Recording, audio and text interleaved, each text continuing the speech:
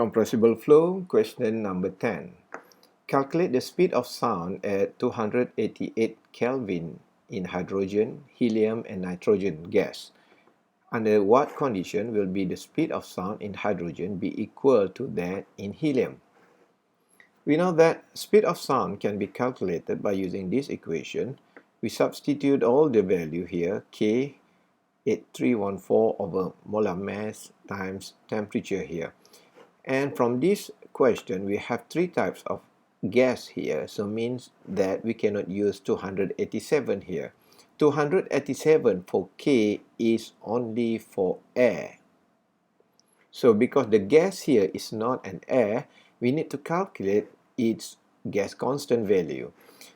It is 8,314 divided by its molecular mass, and molecular mass for hydrogen, helium, and nitrogen is showing here, and the value of K for this gas is showing here.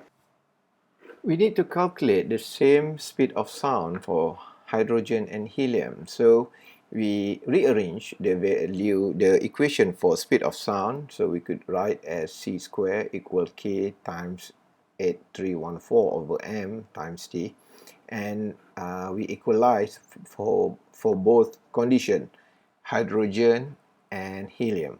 Because the value of 8,314 here is a constant, we could neglect the effect of this one, so we could write as KTM for hydrogen is equal to KTM to helium, and then we substitute the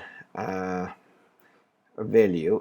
We rearrange the temperature here, the terms here, into temperature for hydrogen and temperature to helium, and then we have K helium over K hydrogen times M hydrogen over M helium. We substitute with its value and we get 0.5967.